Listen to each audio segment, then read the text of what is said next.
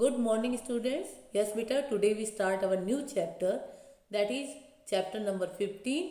Air around us. Means हमारे आसपास जो हवा है हम इसके बारे में थोड़ा डिटेल में करेंगे. तो एक्चुअल में एयर है क्या?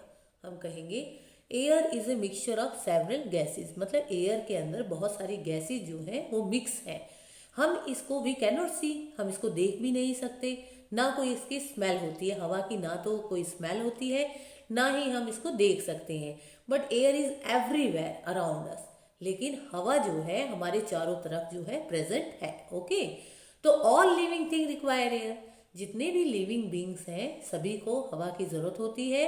हमारे शरीर के अंदर यानी air is inside the human body as well as the in the bodies of all other animals and birds. चाहे वो पक्षी हो, चाहे वो जानवर है, चाहे वो ह्यूमन बींग्स है, सभी के बॉडी के अंदर हवा है. क्योंकि क्यों, कैसे कहोगे? This is because air is necessary for breathing. क्योंकि सांस जो आप ले रहे हो, छोड़ रहे हो, ये क्या है? ये हवा है.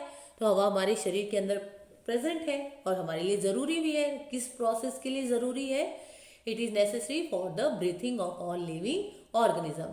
No living thing can survive without air. तो in this way we can say that कोई भी ऐसा लिविंग थिंग नहीं है जो हवा के बिना रह सकता है, सर्वाइव कर सकता है. सभी को हवा की बहुत ज़्यादा ज़रूरत है. We can live without food for many and water for few days.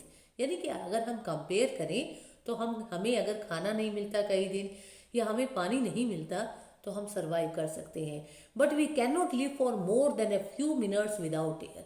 लेकिन अगर हमें हवा ना मिले तो हम कुछ सेकंड, कुछ मिनट्स ही जो है सर्वाइव कर पाएंगे. अब आप अपना जैसे मुंह और नाक बंद करके देखो, यानी इस तरह से हम मुंह और नाक बंद करके देखेंगे तो हम देखेंगे हमारा दम घुटने लगता है ना, हम नहीं रह सकते. तो air is present on the ground, on the top of tree and building as well as high up in the sky. तो जहाँ भी चले जाओ, जमीन के ऊपर हो आप, चाहे पेड़ के ऊपर हो, चाहे हवा में हो, आसमान में हो, कहीं भी हो आप, तो एयर इज प्रेजेंट हर जगह. मिट्टी में भी हर जगह जो है हवा प्रेजेंट है. तो some air is present even in water, in ponds, lakes, rivers, ocean, in dissolve form. मतलब उसमें डिजॉल्व फॉर्म में प्रेजेंट है. दैट इज वाई जो उसके अंदर जीव जंतु रहते हैं पानी के अंदर, वो उस एयर के को यूज कर पाते हैं. ठीक है ना, तभी वो सर्वाइव कर पा रहे हैं. ओके, नाउ यहाँ से हम कहेंगे though we can not see air but we can feel it. यानी हम देख नहीं सकते हवा को, लेकिन महसूस तो कर सकते हैं. जैसे इसका हमारे पास बहुत अच्छा एग्जाम्पल है. हम फैन जब तक ऑफ रहता है तब तक पता है, लेकिन जैसे ही ऑन करते हैं हमें हवा महसूस होती है कि हाँ भाई हवा चल पड़ी, स्टार्ट मूविंग. तो moving air is called wind. बहती हुई हवा को हम क्या कहते हैं? विंड कहते हैं. तो ये हवा ही है जो हमारे कपड़े सुखाने में हेल्प करती है, जो हमारे गार्डन्स में जो हमारे पत्ते हिल रहे होते हैं, लीव्स जो है, या जो है ब्रांचेस, टहनियाँ हिल रही होती हैं. और जैसे ही आप जो फ़ैन ऑन करते हो तो देखो, अगर फ़ैन के नीचे बुक्स वगैरह जो भी चीज़ें आपके ऑब्जेक्ट्स रखे हैं वो मूव करना, हिलना डुलना शुरू कर देते हैं. या हम हवा, जो आपकी काइट पतंग उड़ रही होती है आसमान में, तो उसको कौन पुश कर रहा होता है? और ऊंचा जो आप उड़ाते हो हवा ही कर रही होती है. पानी के अंदर जो आपकी बोट सेल कर रही होती है उसको भी हवा पुश कर रही होती है. तो इन एग्रीकल्चर मूविंग एयर जो है हेल्प करती है. यानी खेती बाड़ी में हम देखें तो हम देखते हैं आफ्टर उसके बाद कटाई के बाद हार्वेस्टिंग, तो जो विनोइंग में हेल्प, जो उसके अंदर जो हस्क अगर हमें सेपरेट करना है from wheat grains during winnowing process, तो हमारी हवा हेल्प करती है. और high speed wind can even uproot the trees and blow of the tin roofs of houses and factories. और यही हवा अगर तेज रूप ले लेती है तो ये देखो मकान की छतें या फैक्ट्रीज में जो टिन लगे होते हैं ऊपर के, या पेड़ों को जड़ों समेत उखाड़ देती है. ओके, नेक्स्ट इज, यहाँ से हमने कहा विंड. अब यहाँ है we have seen many little childrens playing with फिरकी. यानी हमने छोटे बचपन में आप लोगों ने भी कागज़ से फिरकी तैयार की होगी. हमें ये हवा में, जैसे हम इसको लेके चलते हैं, दौड़ती है, तो हवा क्या करती है? इस फिरकी को चलाने में हेल्प करती है. तो it is a moving air which make a फिरकी रोटेट. ओके, तो another device which work by utilising, यानी यही सेम विंड मिल भी इसी प्रोसेस पे डिपेंड करती है.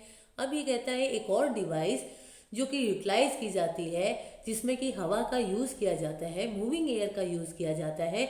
वो कौन सी डिवाइस है? That is called weather clock, जो हमें मौसम के बारे में बताता है कि हवा किस डायरेक्शन में रोटेट कर रही है. अब ये देखो, ये आपका वेदर क्लॉक है. इसमें जो कॉक कहा गया है इसके ऊपर जो एरो के ऊपर मुर्गा दिखाया गया है, और जब ये एरो मूव करता है तो हमें पता चल जाता है विंड किस डायरेक्शन में मूव कर रही है।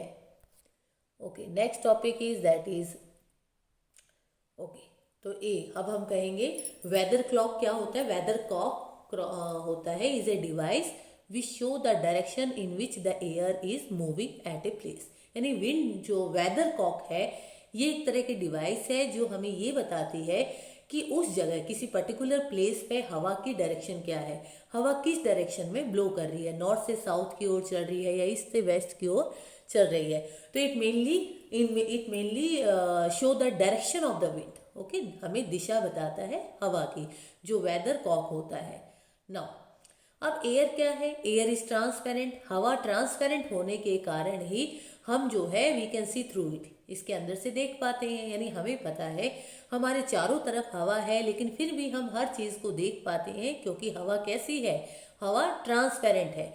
और जहां भी हवा जो है, जितना भी उसको स्पेस अवेलेबल है, उस सारे स्पेस को वो फिल कर लेती है।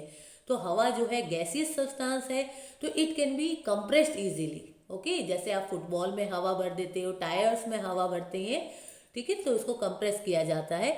तो कुछ इंपॉर्टेंट जो प्रॉपर्टीज है एयर की वो क्या क्या है। सबसे पहले हवा जो है यानी एयर जो है it is a colourless. Colourless means it has no colour, कोई इसका रंग नहीं होता। टेस्टलेस मीन्स विदाउट टेस्ट, कोई टेस्ट नहीं होता। ऑर्डरलेस मतलब कोई स्मेल नहीं होती। तो एक गैसियस सब्सटेंस है। तो फर्स्ट प्रॉपर्टी क्या हुई, तो air is colourless, tasteless, odourless, gaseous substance. Second, air has मास, तो वजन होता है। थर्ड प्रॉपर्टी कहता है एयर ऑक्यूपाई स्पेस, मतलब हवा जो है वो स्पेस कवर करती है। जैसे हमने एग्जांपल दिया फुटबॉल का आपको, या बलून का आप लगा लो, ठीक है ना। हम बलून का एग्जांपल ले लेते, सबसे इजी है कि हम एक डिफ्लेटेड बलून को देखते हैं तो उसके अंदर क्या होता है, और जैसे ही हम उस डिफ्लेटेड बलून के अंदर आप क्या फील करते हो, मुंह से हवा फील करते हो, तो बलून का साइज इंक्रीज होने लगता है। तो जो साइज इंक्रीज हो रहा है, क्यों इंक्रीज हो रहा है, क्योंकि उसके अंदर हमने एयर फिल कर दी। It means air occupy space, मतलब हवा जो है स्पेस कवर कर रही है। सेम आप टायर्स के अंदर देख लो, आपके टायर्स टाइट हो जाते हैं जब हम हवा फिल करते हैं। फुटबॉल के अंदर देख लो, तो इससे ये प्रूफ हुआ एयर ऑक्यूपाई स्पेस। और इसका वजन होता है, अब हम एक इनफ्लेटेड, जैसे आपने एक फुटबॉल ली, तो एक ऐसी आप एक बैलेंस लो, मीन्स तराजू लो, उसमें एक पर आप रखो ऐसी फुटबॉल रखो जिसके अंदर हवा नहीं है, और एक ऐसी फुटबॉल रखो जिसके अंदर आपने हवा भरी हुई है। तो अब हम ये देखेंगे दोनों में वजन किस में है, जिसके अंदर हमने जो है हवा फिल की हुई है। जिस फुटबॉल के अंदर आपने हवा फिल की हुई है उसका वजन है, तो इट मीन्स ये वजन किसका है, ये हवा का है। तो it means air has mass, okay, या air has weight. Air dissolve in water, अभी कहते हैं हवा जो है, एयर जो है वो पानी में डिजोल्व हो जाती है, इसलिए एक्वेटिक एनिमल सर्वाइव कर पाते हैं। Air can be compressed, air को दबाया जा सकता है लिक्विड फॉर्म में, यानी एयर को कंप्रेस किया जा सकता है। These are the properties of air. Now next property is, अब हम नेक्स्ट कह रहे हैं यहां से जो है air, this is okay, air is present everywhere around अस। तो एज वी नो दैट, हमने जैसे ही पहले कहा था कि हमारे चारों तरफ हवा जो है वो प्रेजेंट है। ओके, तो air is present everywhere around us, लेकिन हम उसको देख नहीं सकते। Even those containers which appear to be empty to us fill with air, मतलब जो चीजें आपको खाली नजर आती है, जैसे आप बॉटल ले लो या कोई कंटेनर ले लो, हम कहेंगे इसके अंदर तो कुछ भी नहीं है, तो उसके अंदर कुछ नहीं, उसके अंदर हवा होती है। जैसे कि an empty bottle is not, यानी कि नॉट रियली एम्प्टी, जो आपको खाली बोतल है वो रियल में खाली नहीं है, is not really empty, it contains air in it, मतलब उसके अंदर क्या है, हवा है। इसको प्रूव करने के लिए हम एक सिंपल सा एक्सपेरिमेंट करते हैं।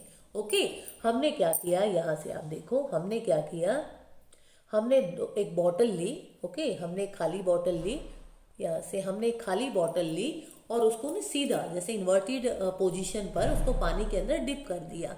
हम यहाँ देख रहे हैं water does not enter the bottle, यानी बॉटल के अंदर पानी तो जा ही नहीं रहा है।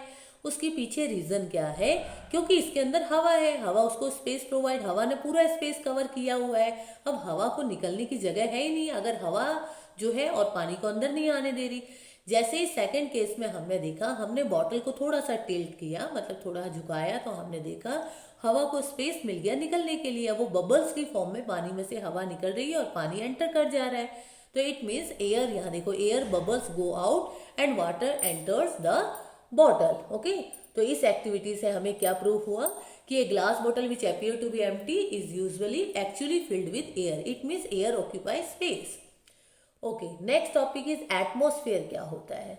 तो देखो वी लिव, हम कहाँ रहते हैं, यहाँ हम कहेंगे हम वी लिव, सॉरी हमने कहा वी एटमॉस्फेयर। ओके, तो we live on earth, our earth is surrounded by a layer of air, यानी एनवेलप ऑफ एयर। यहाँ आपको देखो, ये आपको दिस इज योर, ये हमारा क्या है, ये पूरा ये हमारा अर्थ है, दिस इज योर अर्थ। और अर्थ के ऊपर, अर्थ के चारों ओर ये क्या नजर आ रहा है, अर्थ के चारों ओर दिस इज योर एयर, हवा है।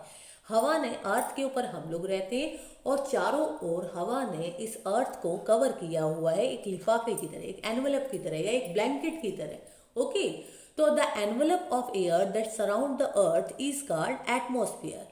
अब ये जो एयर का एनवेलप है जो अर्थ के चारों ओर है, दिस इज कॉल्ड एटमॉस्फेयर। इसको हम क्या कहते हैं, एटमॉस्फेयर, यानी कि जो हवा चारों तरफ, पृथ्वी को चारों तरफ जो हवा है, इसको नाम दिया गया है एटमॉस्फेयर।